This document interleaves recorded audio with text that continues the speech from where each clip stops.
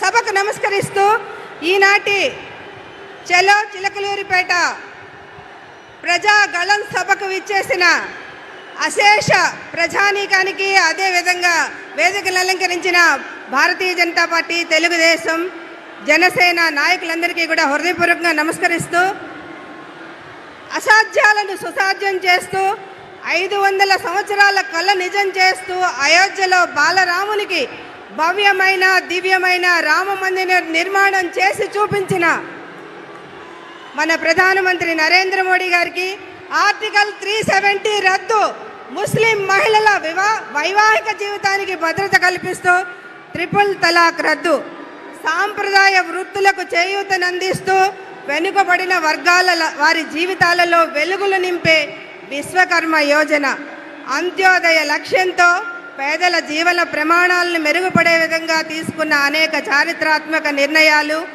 సంక్షేమ పథకాలతో ప్రజల హృదయాలలో సుస్థిర స్థానం సంపాదించుకున్న మన ప్రియతమ ప్రధానమంత్రి నరేంద్ర మోడీ గారు వేదికపైకి విచ్చేసి ఉన్నారు. వారికి స్వాగతం, సుస్వాగతం. వారితో పాటుగా తెలుగుదేశం పార్టీ జాతీయ అధ్యక్షులు, మాజీ ముఖ్యమంత్రి వర్యులు, పరిపాలనా దక్షత కలిగిన విజనరీ నాయకులు శ్రీ నారా చంద్రబాబు నాయుడు గారికి స్వాగతం, సుస్వాగతం.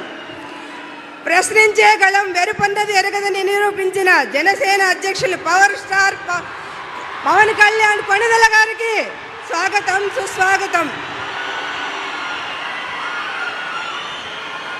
భారతీయ జనతా పార్టీ రాష్ట్ర అధ్యక్షులు మరియు మాజీ కేంద్ర మంత్రివర్యులు అన్న నందమూరి తారక రామారావు గారి ముద్దుల తనయ, నిబద్ధత క్రమశిక్షణకు మారుపేరుగా కలిగిన మహిళా నాయకురాలు శ్రీమతి దగ్గుపాటి పురంధరేశ్వర గారికి స్వాగతం, సుస్వాగతం.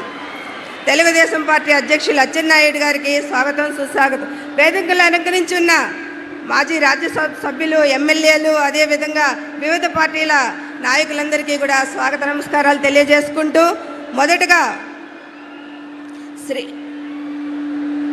జాతీయ తెలుగుదేశం అధ్యక్షులు శ్రీ నారా చంద్రబాబు నాయుడు గారిని, గౌరవ ప్రధానమంత్రి శ్రీ నరేంద్ర మోడీ గారిని సత్కరించవలసిందిగా.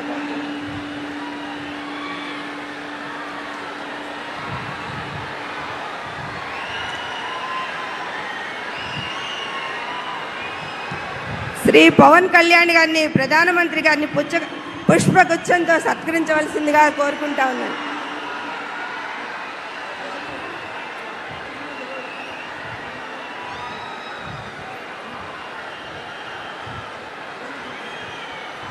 రాష్ట్ర భారతీయ జనతా పార్టీ అధ్యక్షులు శ్రీమతి దగ్గుపాటి పురంధరేశ్వర గారిని గౌరవ ప్రధానమంత్రి గారికి, మోడీ గారికి జ్ఞాపికను అందిస్తారు.